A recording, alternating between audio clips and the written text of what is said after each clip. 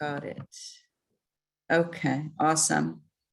And also for people on Zoom, you guys can feel free to put things in the chat if you like. And when we have our Q&A, which I hope we'll have time for, we can take up your chat at that time. So thanks everyone here at the library and everyone on Zoom. I'm Kathryn Tucker. I want to thank the library for hosting this. Some of you may have seen me at the library because I often do my day job from right here at the library. And so I thought I would offer to give a talk about what I do at my day job, which is kind of interesting. And so I think this will be a fun discussion. So there's a huge burgeoning, booming interest in opening access to psychedelics for a whole bunch of different uses. And we're going to talk about some of them and drill down into a particular one. Do I need to use the mic? Okay, everyone can hear me. Okay. Okay, beautiful. Let's see if I can advance my slides.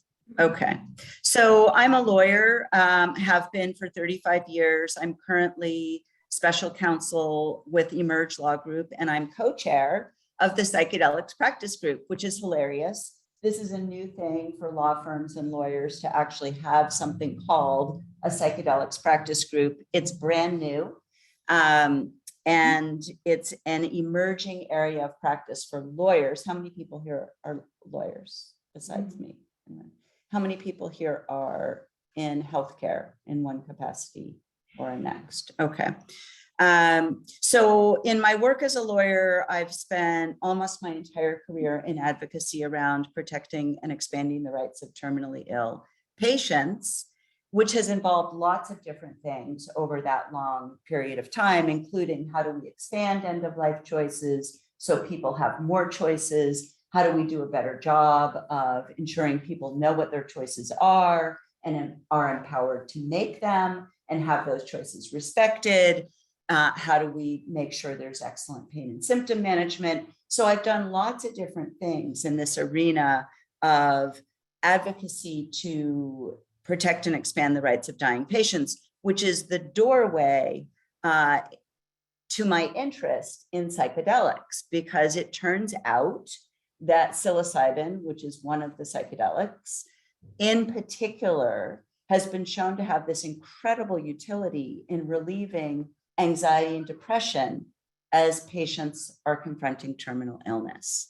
So I'll talk about that at some length as we get into this. It is a tool for relief of non-physical suffering, anxiety, depression, existential distress. There are a lot of other applications. They don't happen to be the ones that I focus on, but the ongoing emerging clinical trials show utility for a variety of psychedelics for all these other applications.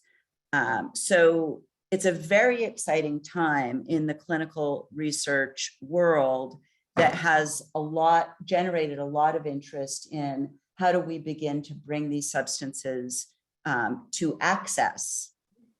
So I'm going to have just the very briefest bit of fascinating history. Some of you may remember this stuff. In the 1950s and 60s, there was robust research with these substances, and hundreds of studies were published.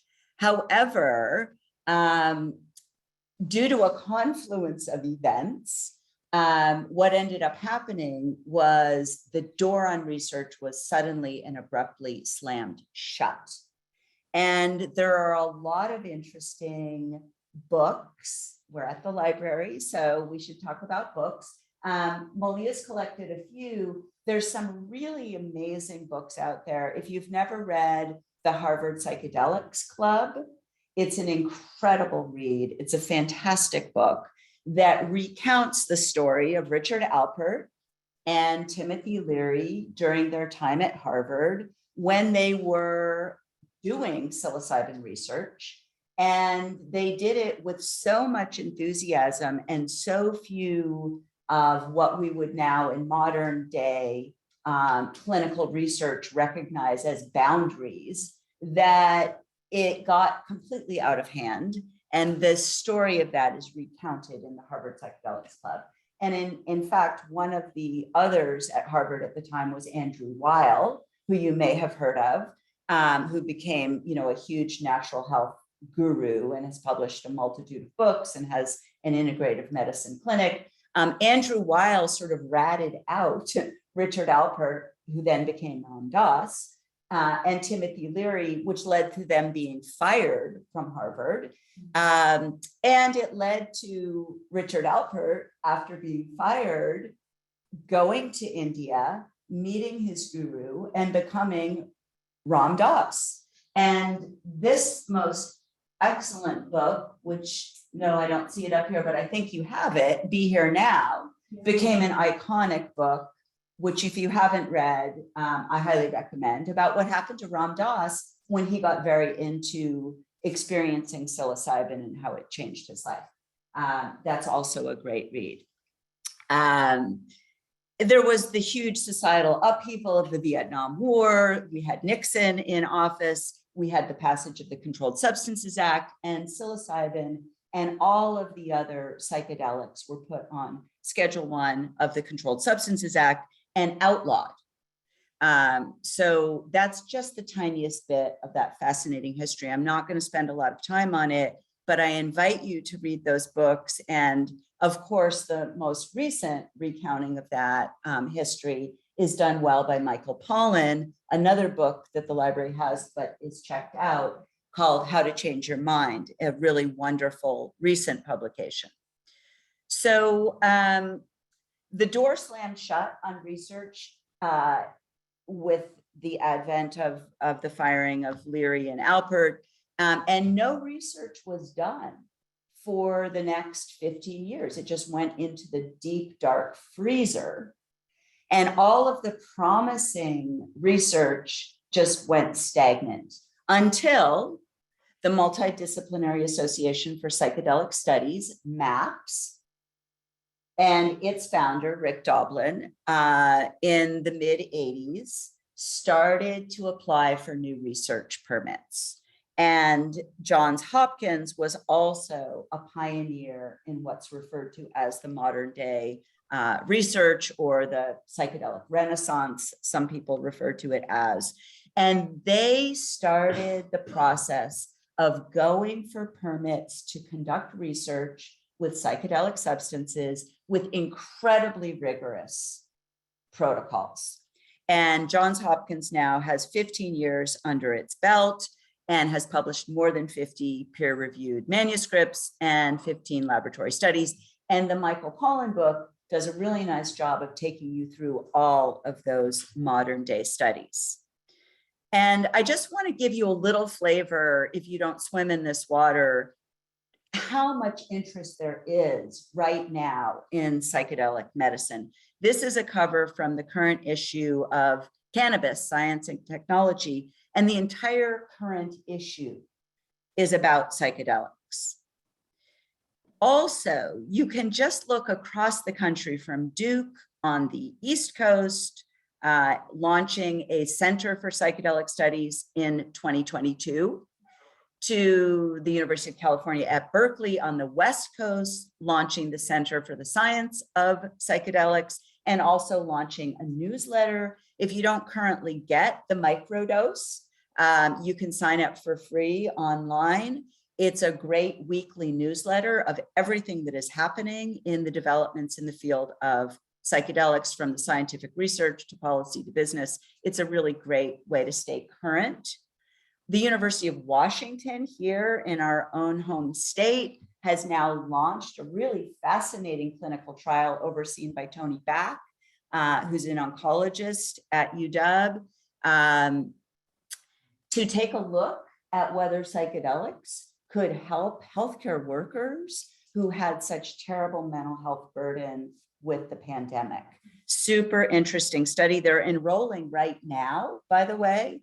So if you or someone in your circle is a healthcare provider who has been adversely impacted by what was experienced with COVID, this is an enrolling clinical trial. And also I've given you a link to the NPR discussion about that. All of these slides, the library can make available to you because I'm going through them quickly. Stanford has a super cool course I just happened upon in its continuing ed program. So you can go online right now and register as just, you don't have to be a law student. This is continuing ed, far from far out, policy perspectives on the psychedelic renaissance out of Stanford. Super fun course to come to speed on all of this. What I'm going to share with you tonight could easily be a full semester. I'm just going to whisk you through it at lightning speed.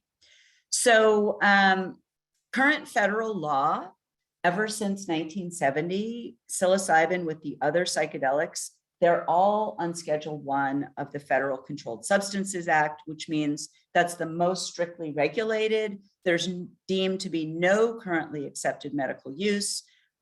So if you want to think about, as I do at my job, like how can we crack open use? You think about, well, we could reschedule psilocybin off of Schedule 1, and I'll talk about that in a little bit. There is a program known as expanded access where you can make a complicated application to the FDA to be allowed access. There can be, and I'll talk in a few slides about states going out front and legalizing and regulating psilocybin, and whether federal law would take a policy of restraint. We don't know yet. Or you could proceed under right to try laws, which is a project I've been in leadership of, and I'm going to talk about at some excruciating length. So, but why does it matter? Again, these clinical trials with dying patients have shown that psilocybin therapy, and these words really jumped out at me when I read the study, immediate, substantial, and sustained relief.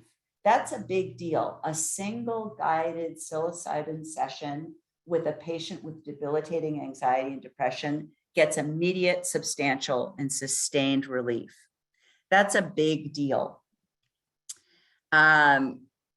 The reality in modern day America is that for dying patients, for all of the wonders of modern medicine, the truth is that we have created dying that sometimes takes a really long time.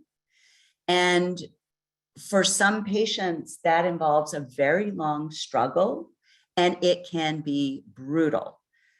So I've worked with a lot of different patients with all of these conditions across my career, and these are the common realities of these different ways of coming to death through terminal illness.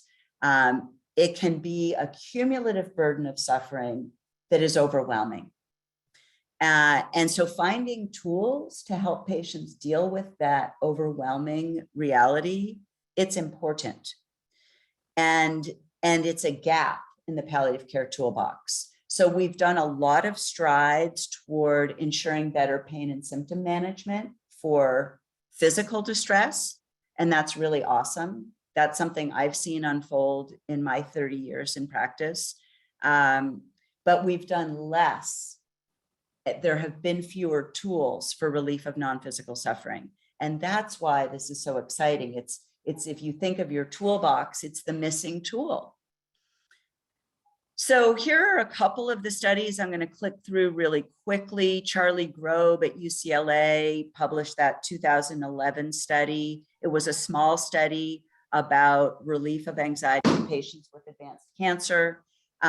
Roland Griffiths at Johns Hopkins came out with a study in 2016 showing these really amazing results, significant and sustained relief with no clinically significant adverse events.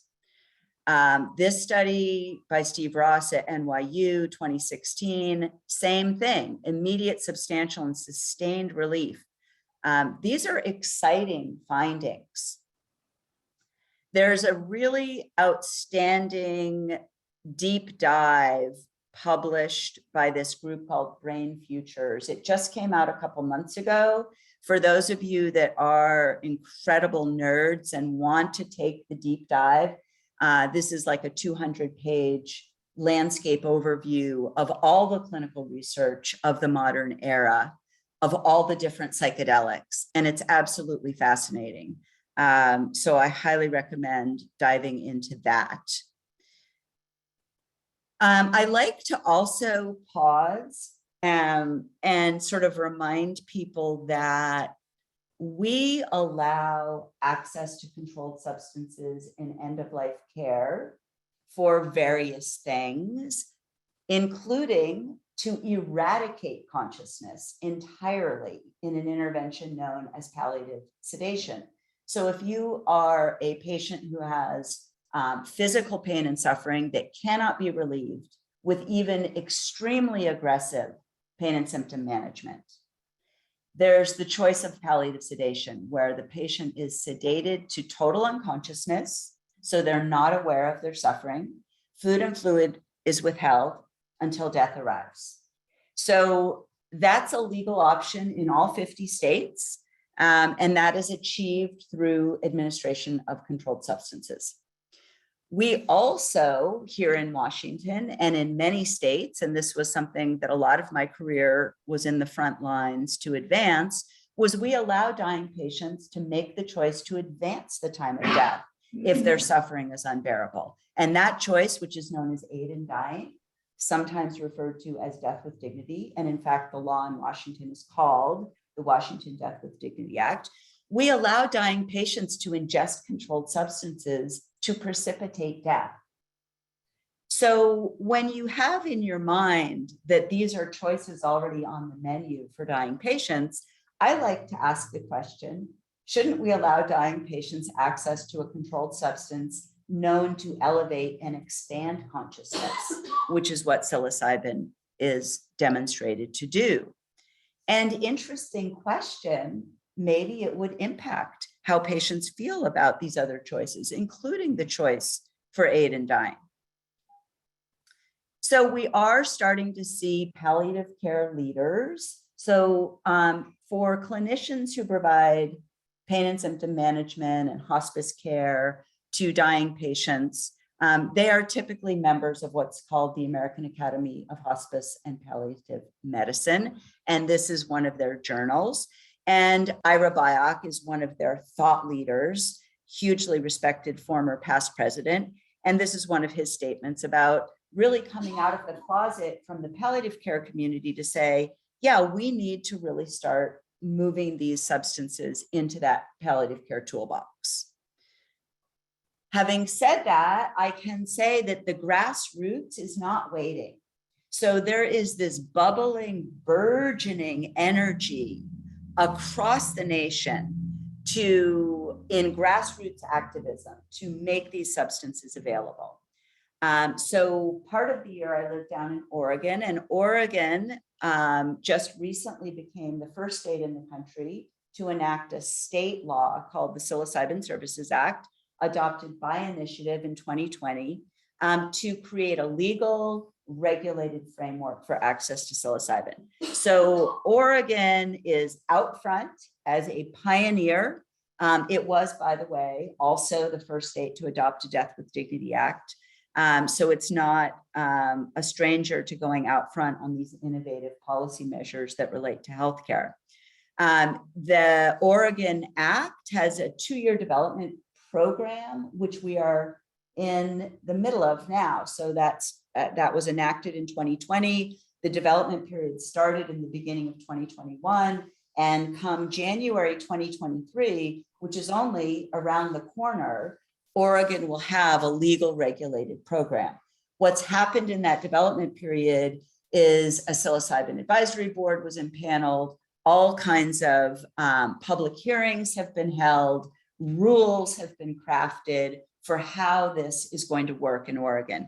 That's its own really interesting discussion that I don't have too much time for, but maybe I'll come back and talk about if people are interested. Basically, it's an adult use statute, you do not need to have an illness of any kind to be a consumer of psilocybin in Oregon. So healthy normals, that population, are, as long as they're adult, they can access. There's no requirement for a diagnosis. The OHA, the Oregon Health Authority, will be issuing licenses to everyone involved. So whether you're the grower of the mushroom, and Oregon's program will be the fungal psilocybin, the actual mushroom. The clinical trials that I alluded to have all used synthetic. So those are different forms of the drug. Oregon has opted to go with the mushroom. So there'll be growers of the mushrooms, the manufacturers, they will be getting licensed. There will be service centers, they're called facilitation service centers, where the psilocybin will be administered to the customer in the presence of a facilitator. The facilitators will be licensed. The facilitators need have no education beyond a high school degree. They don't need to be a doctor or a nurse or a social worker. They do need to take a quantum of curriculum that the OHA is now writing the rules for, but anyone can be a facilitator. That's an interesting aspect of that. The model is similar to what's gone on in the clinical trials, where the consumer will have a preparation session with the facilitator where they talk about what they hope to achieve and prepare. And then there will be the administration session in the facilitation center. And then there will be an integration session, which is offered but not mandatory, to talk about what happened when you took this very powerful drug. It is not a dispensary model. Nobody is going to the dispensary to get a bag of drugs like you do with cannabis and go and enjoy them wherever. That's not happening. It's not a dispensary model. I do want to disambiguate in your mind the difference between legalization, which is what just happened in Oregon, a legal regulated model, and decriminalization, because you've probably been reading in the paper that decriminalization is also sweeping the country in a firestorm. And that started with Denver in 2019 as the first major municipality to enact a decriminalization measure. Decriminalization measures basically do what this quote says. The investigation, arrest, and prosecution will be a low law enforcement priority, but it doesn't make it legal. It just reduces the risk. So if you hear about decrim, it's different from legalization. But Seattle just became the nation's largest city to adopt a decrim measure. So Oregon, I mentioned, went out front.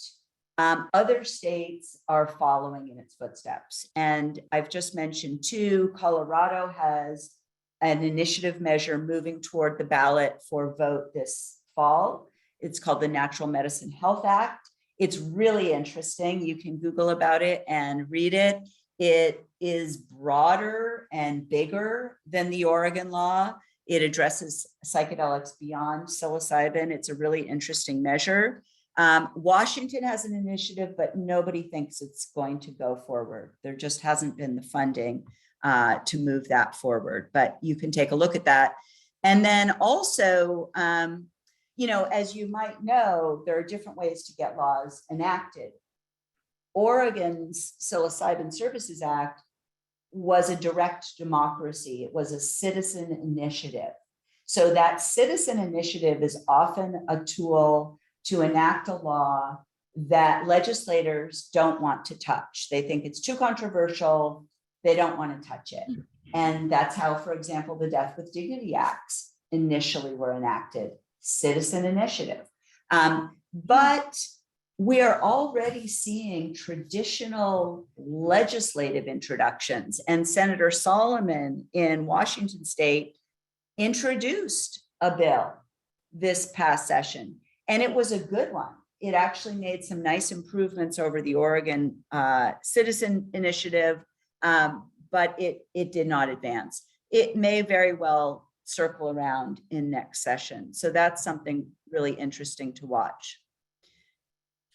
Okay, so this could also be like a whole semester at law school, the federal state law interface. When a state adopts a law that says psilocybin is legal, that changes state law, but it can't change federal law. So one of the realities is that there is still the federal prohibition. So how can we find federal safe harbor? One thing that could happen is what lawyers refer to as cooperative federalism. So as you may have followed in cannabis, when states made cannabis legal, of course, it's still illegal for federal purposes, but the federal government, the Department of Justice, after many years, adopted a policy that if the state had legalized and regulated, the feds would not use their power to prosecute. Whether that will happen, we don't know yet. It depends on the position at US DOJ. As happened with cannabis, a memo was issued by the US DOJ that articulated this policy. It's possible that that could happen here, but we don't yet know. And that policy is a creature of the political winds. So as you may know, during the Obama administration, there was a DOJ policy to not enforce federal law where a state had a program. But then when that next president came in, his attorney general, Jeff Sessions, rescinded the policy. So it's very much a creature of federal political wind. So here's the reality that comes back to the patient population that I focus my work on, which is patients with advanced illness. When you think about that patient population, they're often medically complicated and fragile. They're also often pharmacologically complicated. They're taking a lot of different drugs. They may have really complicated realities about how they metabolize things. So you want, ideally, a trained physician involved with the care of that patient, including if there's going to be introduction of a powerful drug like psilocybin. And yet, how can these professionals participate in light of a federal prohibition? It's very problematic. Lots of reasons. Doctors write prescriptions. In order to write prescriptions, they have to be registered with the DEA. They hold a DEA registration. The DEA can revoke and rescind that registration if a physician is doing something that violates federal law. So this is problematic. Most dying patients are getting their care through hospice, which is a federal Medicare benefit. Is that your cute dog that I hear barking? No, that's Sylvia's. Oh, okay.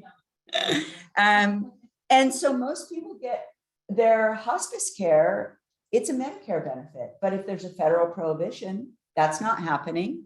So these are problems, and these problems bothered me so much that I thought to myself, how can we find a federal safe harbor? And I hit upon this really interesting set of laws called right to try laws.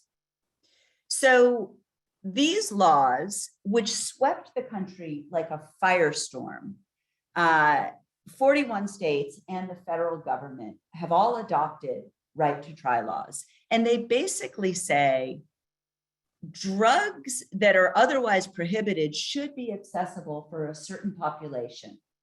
And that's people with advanced illness and life-threatening disease. Why? Because the process of new drug approval takes a really long time, and dying patients don't have the time to wait. The urgency of inexorable advance of illness doesn't give them the luxury of time. And so this population will be allowed to access investigational drugs as long as they meet certain requirements. So here's the patients who are eligible, blah, blah, blah. This is what the statute requires. And the eligible investigational drug must have completed a phase 1 clinical trial. Well, I already showed you a bunch of phase 1 clinical trials showing remarkable results. So that's checked for psilocybin, not yet approved, and it remains under investigation. So those little checks show that psilocybin meets the statutory requirement to be deemed an eligible investigational drug. And when I saw that, it was like the light bulb went off. And I was like, let's use the safe harbor of right to try laws. They're already enacted. They're on the books. This is going to be easy. So, you know, I've been doing my job a long time, but I remain ever optimistic, which it sort of defies reality. One of the things that I thought about to myself is, well, do we know that Schedule I substances are within the ambit of right to try laws? And the reason why I say yes is we do know among those 41 state enactments that a few states, and I've given you the Missouri statute, explicitly carve out Schedule I substances and exclude them. That is not true for the federal statute, and it's not true for the Washington enactment. There's no such exclusion. So yes, absent a carve out, Schedule I substances should be included. So I took on this client. It's called the Advanced Integrative Medical Science Institute. The acronym is AIMS. That is an integrative oncology clinic in Seattle, providing care to patients with advanced cancer. And its palliative care director and founder of the institute is a doctor named Sunil Agarwal, a very respected, highly credentialed clinician.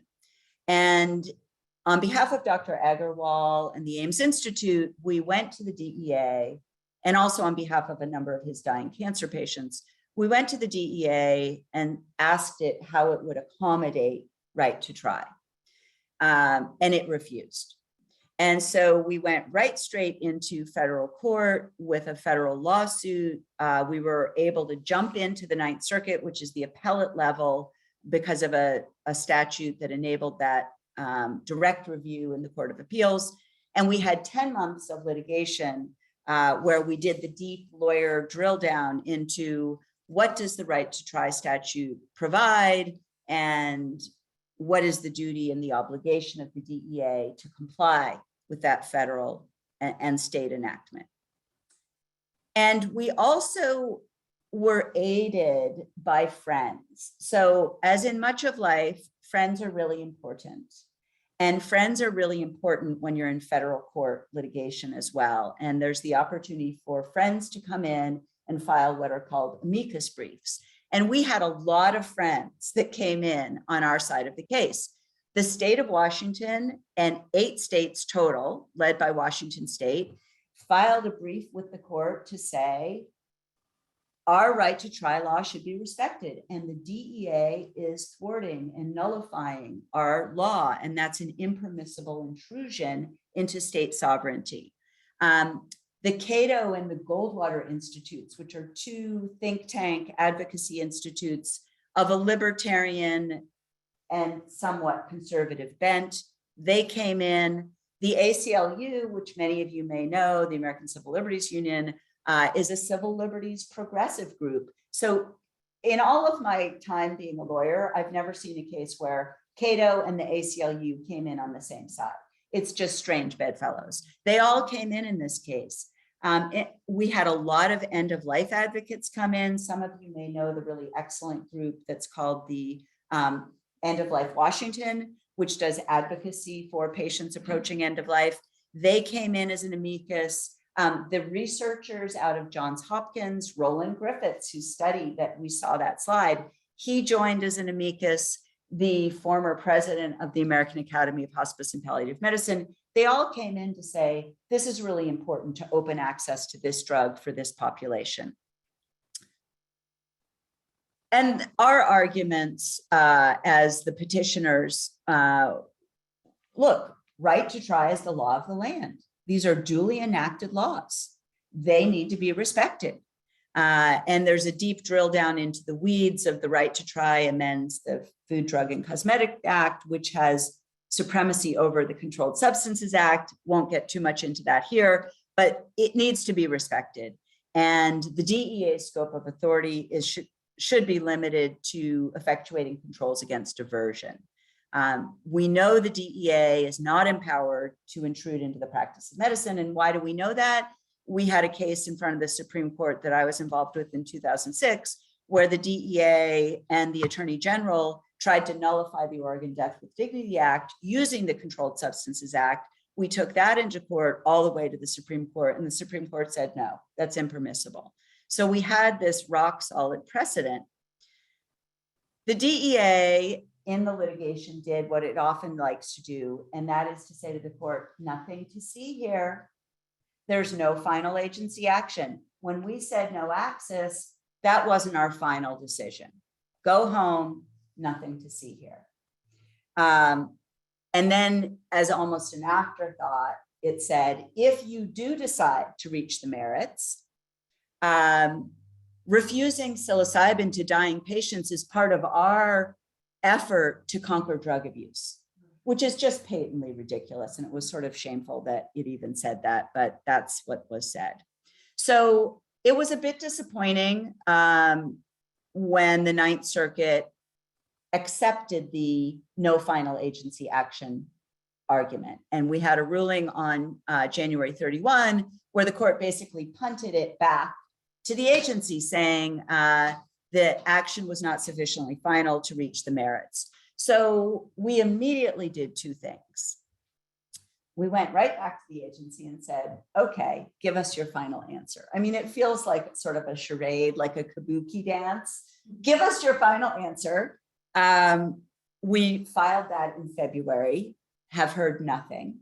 And we filed a petition to reschedule. So you might remember the slide where I said, one of the ways to open access would be if psilocybin was rescheduled off of Schedule 1 to say Schedule 2, where doctors who hold prescription writing privileges could be able to dispense that drug. Those requests are just sitting on some low-level bureaucrat's desk at the DEA, as best we can tell. And DEA, the name of the game for the DEA is delay. So now I've come to this exciting moment where, what do you do when you're confronted by an agency who just delays? So I'd like to show this film clip and remind me how I get there. Exit your presentation. Okay, hold on, technical challenge. And Go to your internet. okay, time for a movie.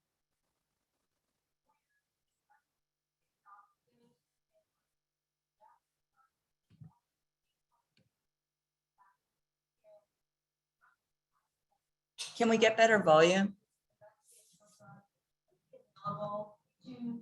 Here, let me take it back so we can hear the whole thing. Because we are bringing public attention to the fact that the DEA is obstructing access to psilocybin, which is an investigational drug that should be available to patients with terminal illness for relief of anxiety and depression. Despite the fact that state and federal law intends for this drug to be available, the DEA is refusing to permit access.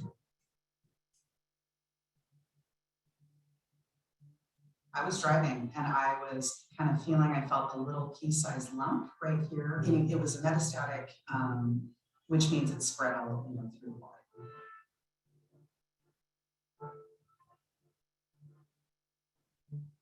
The fact that we have kids and might not be here for it, might not be able to see them grow up.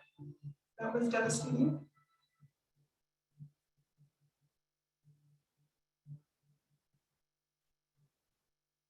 I don't know that I've ever encountered a patient who hasn't struggled with depression, anxiety around the knowledge that they have a terminal diagnosis. Relationships suffer, people feel scared and angry, people might be stuck in a place or space where they're just afraid to discuss what is coming. All of those things affect day-to-day living.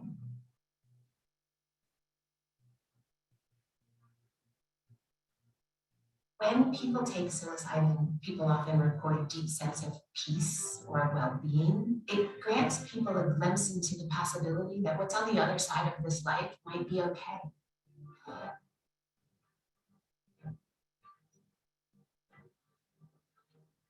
No one in this building is doing their job. We're not asking the DEA to be compassionate. We're asking them to follow established law. When somebody is dying, there's this point of compassionate care. Your way of lessening their suffering is extremely limited. As a physician, I demand the DEA approves psilocybin. People know me as Grateful Dead, but in 2011, you may have known me as Depressed Dead, because it would have been a whole lot better to die than to suffer with chemo and feeling horrible. I'm a different person because of psilocybin.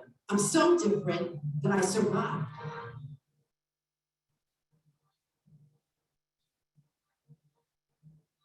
Psilocybin was awarded breakthrough status designation as an implicit or inherent recognition of the potential for its therapeutic value. With psilocybin, the lethal dose is outside of anything anyone would ever put in their body, and it is not a physically or psychologically addictive substance. The whole point with right to try laws is patients don't have time. These laws say access should be available. That is true for psilocybin. Unfortunately, we need people to get in trouble for things like protest to draw attention, to garner the support that we need. We haven't done a good job of empowering people with information and choices at the end of life. No patient needs to approach death with debilitating anxiety and depression. I didn't ask for cancer. I have no control over it, but what I do have control over are my decisions, and I want to make that choice. Everyone in this room can do that. Senator Patty Murray. And we have a website, right to trypsilocybin.com, and you can keep up to date on what's happening. So yeah, I mean, what do you do when the DEA obstructs? We had a demonstration. One of the, here's a fun thing, and some of you are old enough to remember Peter Yarrow from Peter, Paul, and Mary. He came on one of our organizing calls for the demonstration. He's now very elderly, and he has cancer, and he really wanted to support us. And so he came on one of our early organizing calls and sang this wonderful song that you all remember about the times they are a-changin'. But we organized this demonstration. One of the people you saw in the film clip is David Bronner from the Dr. Bronner Magic Soap. He's a big activist to open access. And it was David Bronner's idea to do the demonstration. And so it's a little outside my wheelhouse, but I went as the lawyer representing Aaron and Dr. Agarwal. You know, we are doing outreach to the federal elected officials. Oh, we need the full screen. Yeah, let's get that back to full screen. I think I'm almost to the end of my slides. You like to think that your federal elected officials will ensure that duly enacted federal law is respected. And that's all we're asking them to do.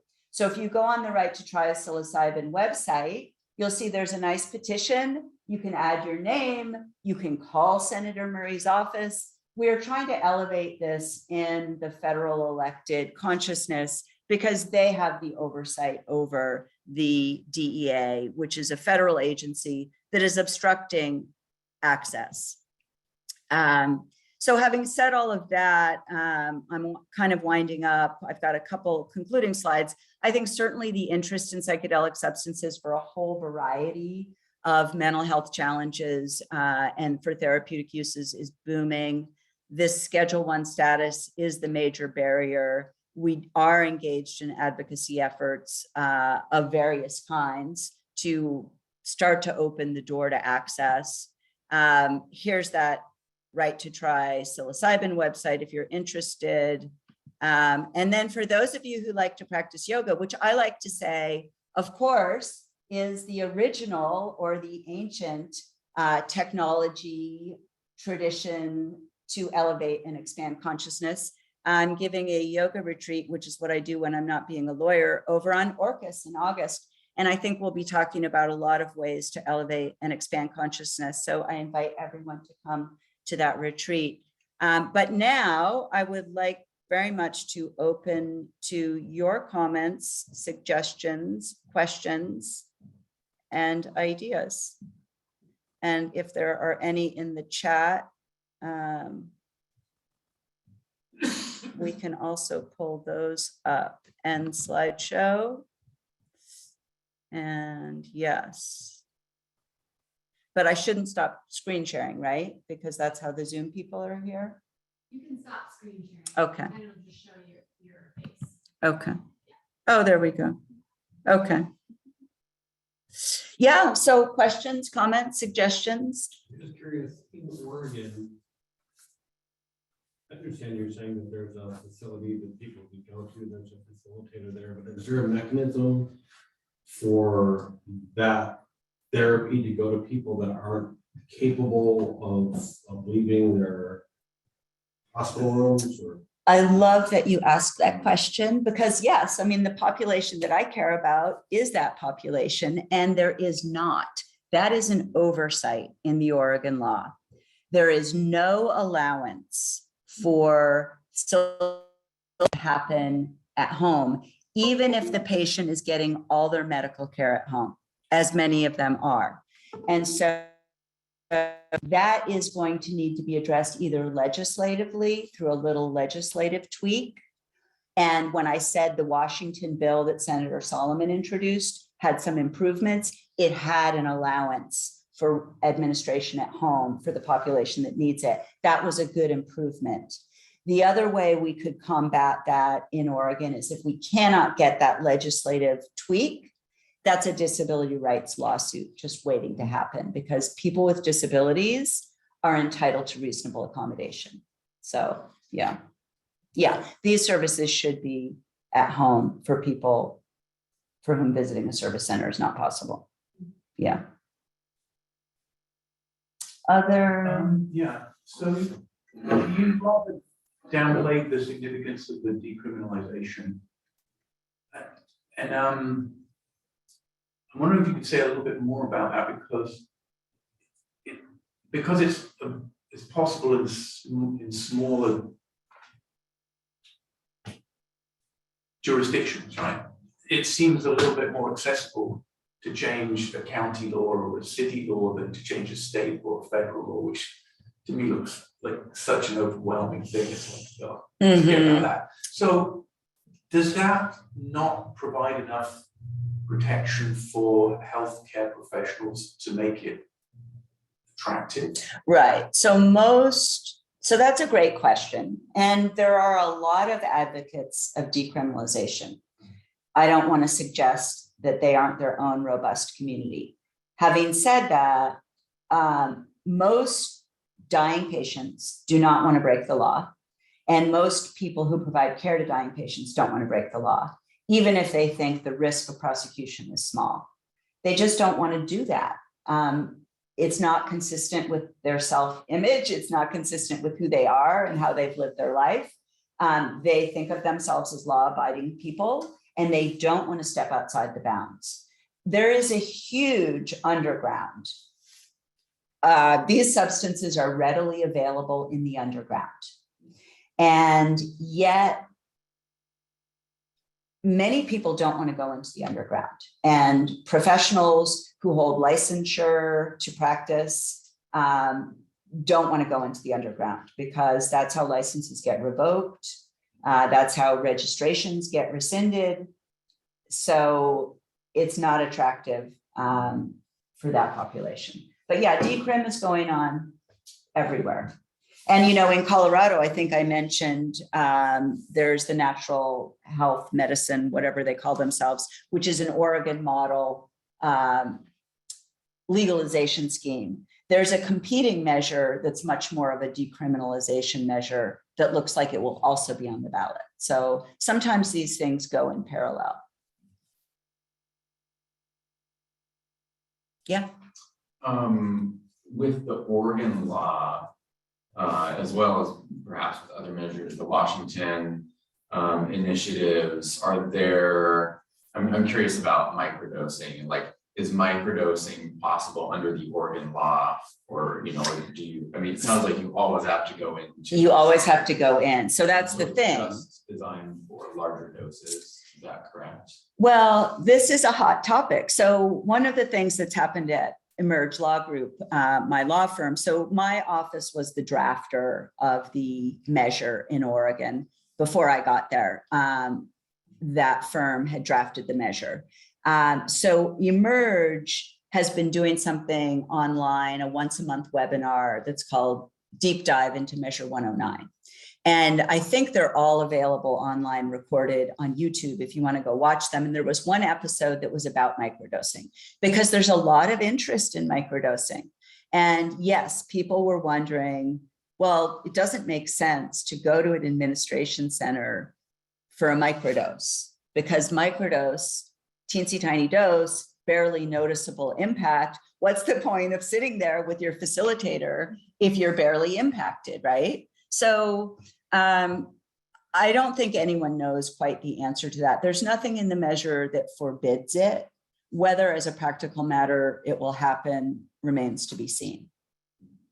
There's a lot that's unknown about how this program in Oregon is going to operate. And so all eyes on Oregon, and everyone's watching really closely. And I go to some of these conferences around the country because there's so much interest in this topic, and there's a lot of conferences happening. And at every one, no matter where you go, everyone is excited to talk about Oregon because it's the first legal state program.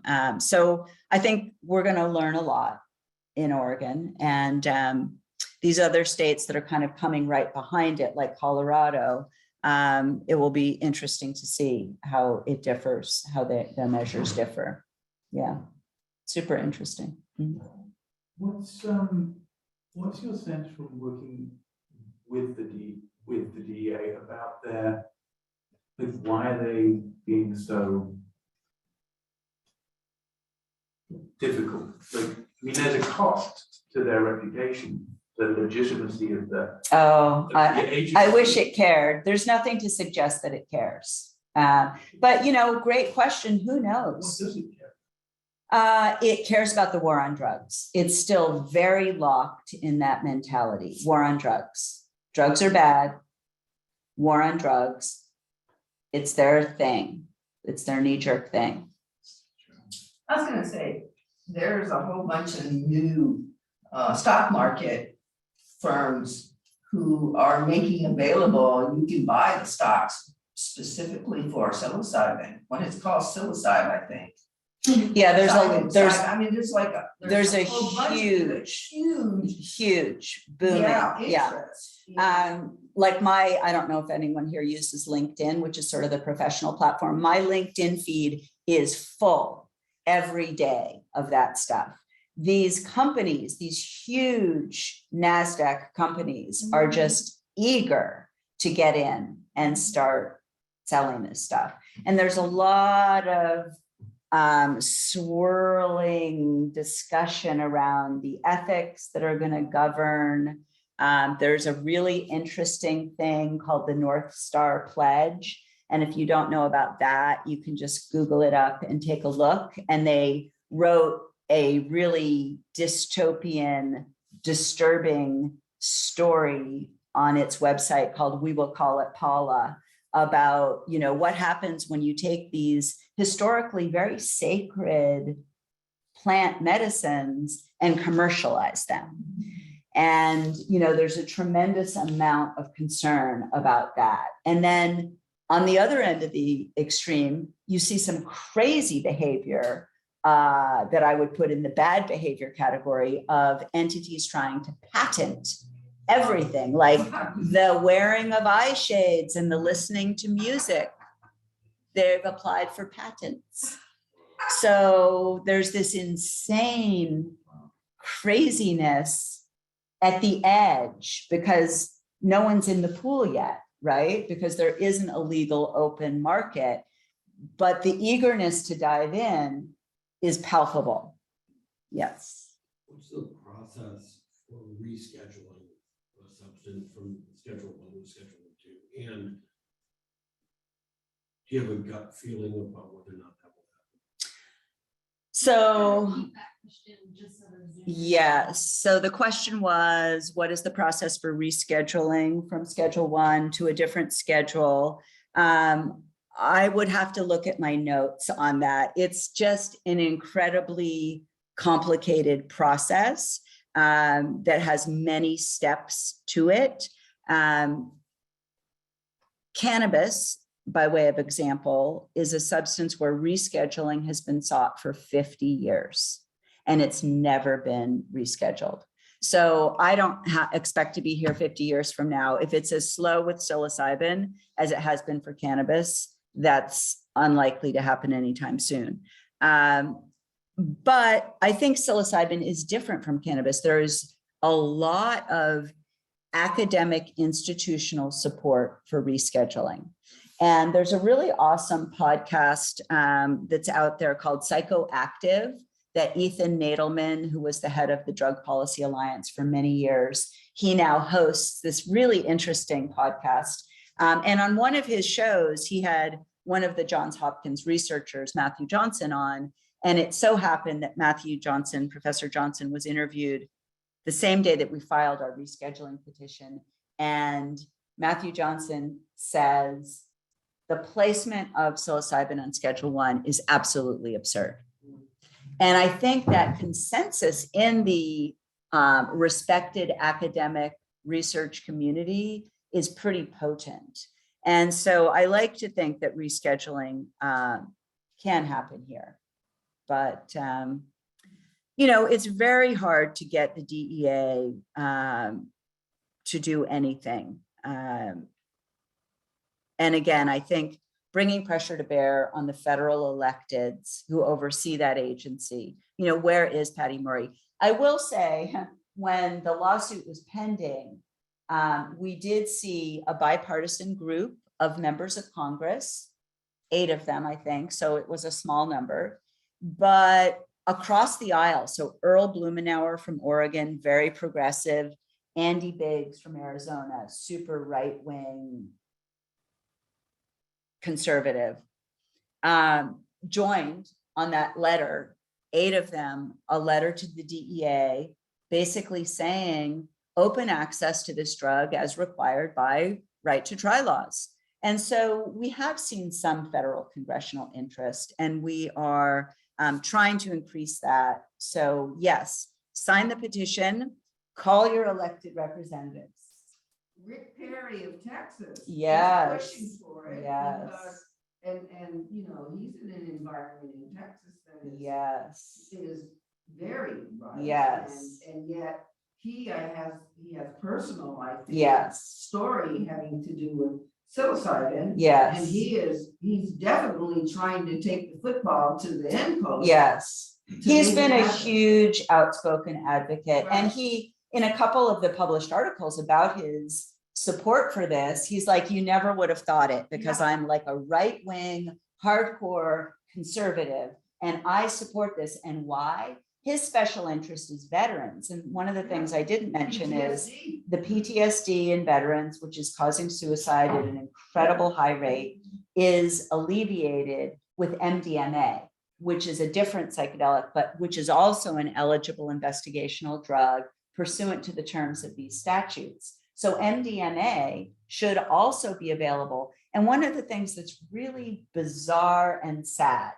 is that there are these groups of veteran advocates. For example, there's one called the Heroic Hearts. They are a nonprofit that take veterans who have PTSD and they take them to Peru, where they can have psychedelic therapy. Or Mexico. These are veterans who served this country and should be able to get this therapy here. It's just wrong that they have to go abroad.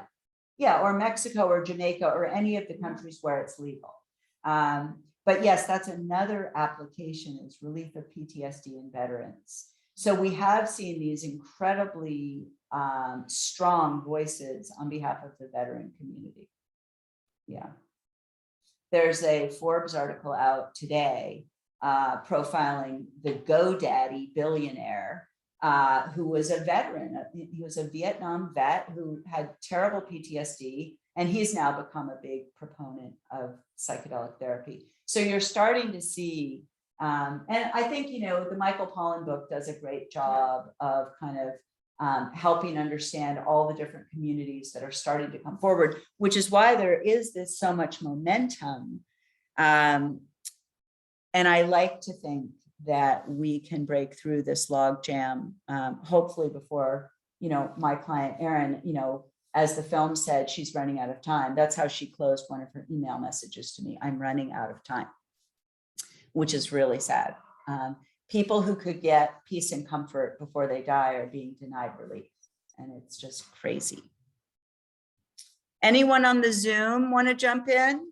We don't want to neglect you.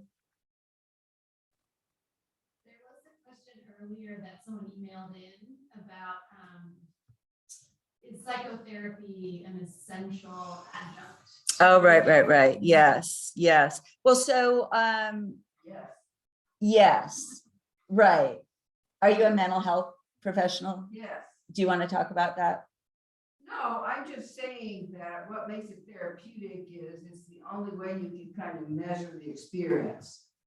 Not only scientifically, but also someone needs to process what comes up in those sessions. And it can be anything.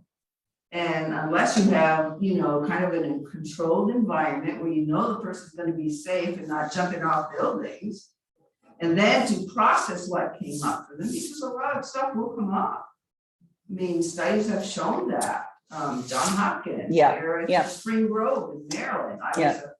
I was a substance abuse counselor, licensed clinical professional, licensed clinical alcohol and drugs. I watched this thing happen, you know, in real time. In real time. And, you know, I'm familiar with people who have used psilocybin, what does come up. And, you know, I just think that there's a part of it. A physician's not going to have the time to process, not going to have the time to hold somebody's hand as they go through this, and then to take notes and see what that person needs to deal with. Before, if death issues come up for them, they're going to need to talk about some of them. Yeah. So yes, I think there has to be a component that says, hey, we'll protect you and we'll hold your hand as you go through this, and we'll be sure, you know, you're safe. And then when it's over, let's talk about it. Yeah. What came up for you? And it'll be different for everybody. Yeah. I think that's why. Therapy would probably help. Yeah. And I think that's why it's referred to age intention, the whole thing, which is important.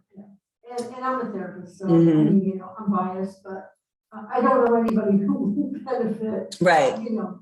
Well, and that's why you see it referred to as psilocybin assisted therapy. Yeah. That's how it's commonly, and the acronym PAT is all over the place. So it is thought of as an assist to what happens in therapy, and that it can lead to incredible breakthroughs that you might normally be in therapy for a really long time. This can jumpstart and have really significant results really quickly. Well, and I agree with her that one, the witness is such a potent piece of this whole equation, but that we all learn a lot by saying things out loud or hearing things, or, you know, people affirming, you know, like even just as a 2-year-old, oh, you're scared, you know, when they cry, like, oh yeah, that's what's going on.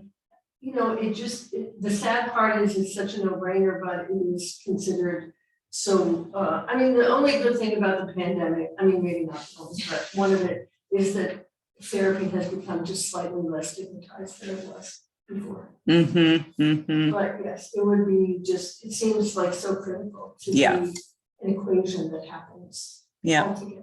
Yeah, absolutely. In Oregon, I mean, they're utilizing, or they're going to be using people who may not be, you know, professional therapists.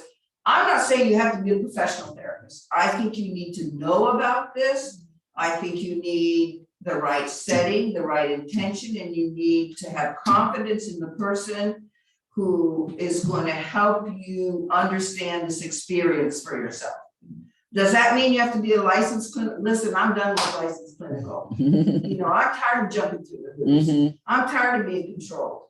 So the deal is, you know, I think you need someone there who knows what they're doing and has experience, and, you know, whether, I would pick someone who's done it 500 times before I would pick someone who just got a certificate saying they can sit there with you.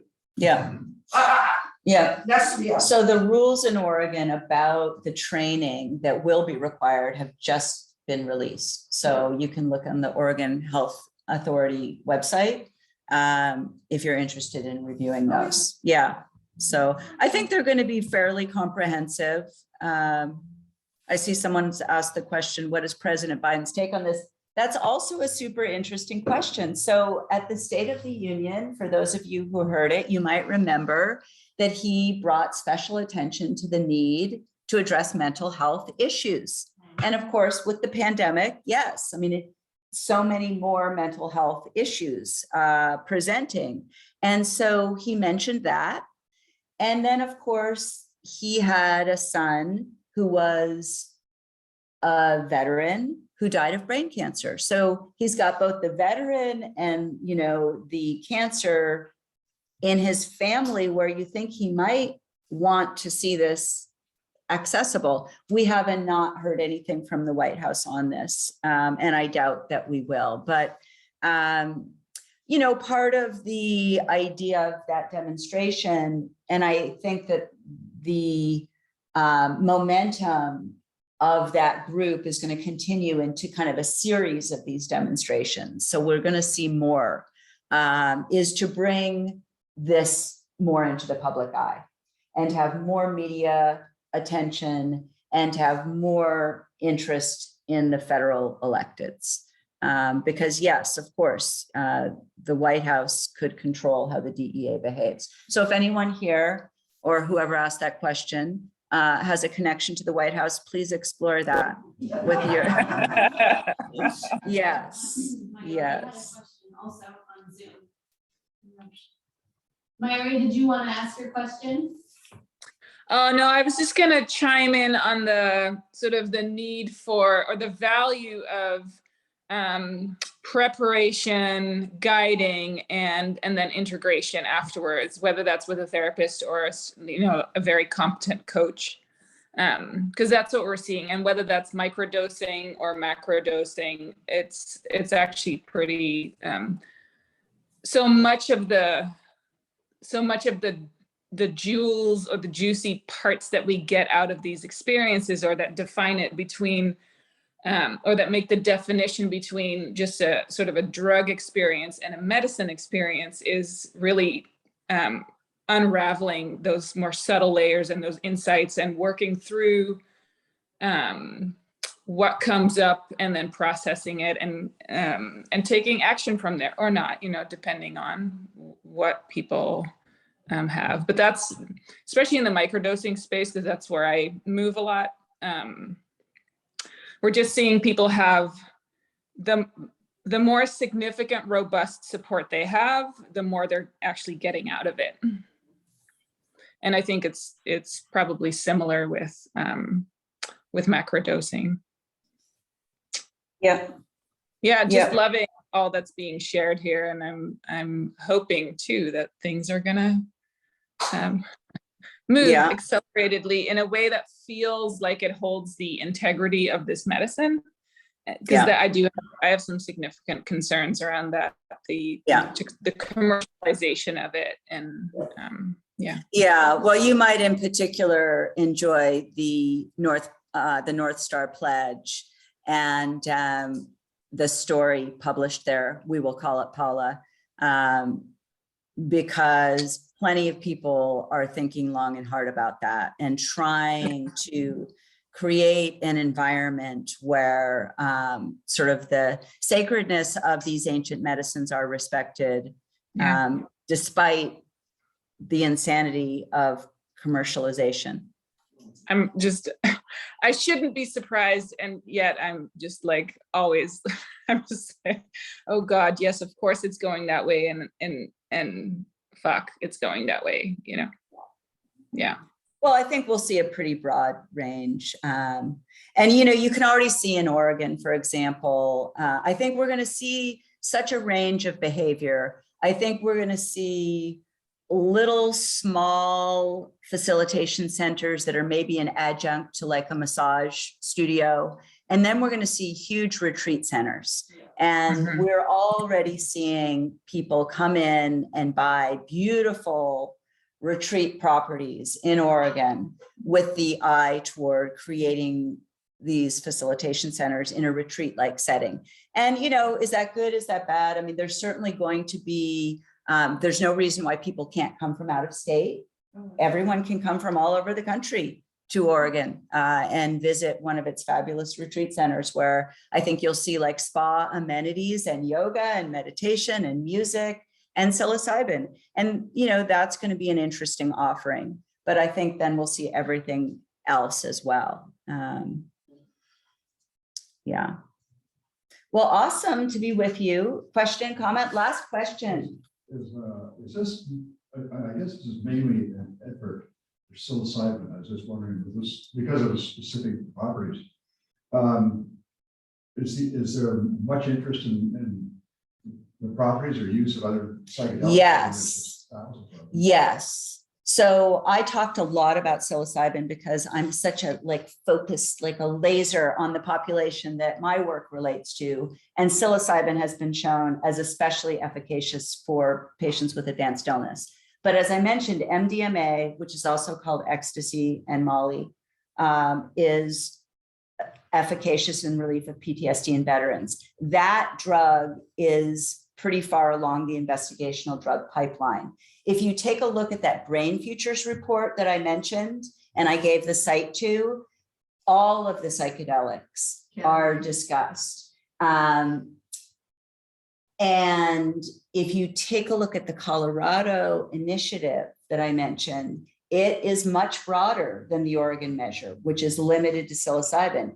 The Colorado measure has this interesting step process where for the first 2 years, it's a psilocybin program. But after that, all the other psychedelics can be added. So that's a bold expansion. So we'll see. People aren't really talking about LSD in the circles that I move in. But, it also is a psychedelic. And so is it going to become available? Ayahuasca has talked a lot about ibogaine, the toad venom. So people are talking about and looking at all of these substances. Yeah.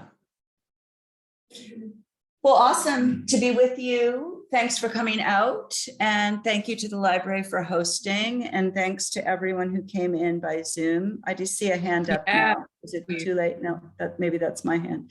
Hi, Ed. Sorry not to see you in person. All right. Thank you so much. Thanks. Yeah.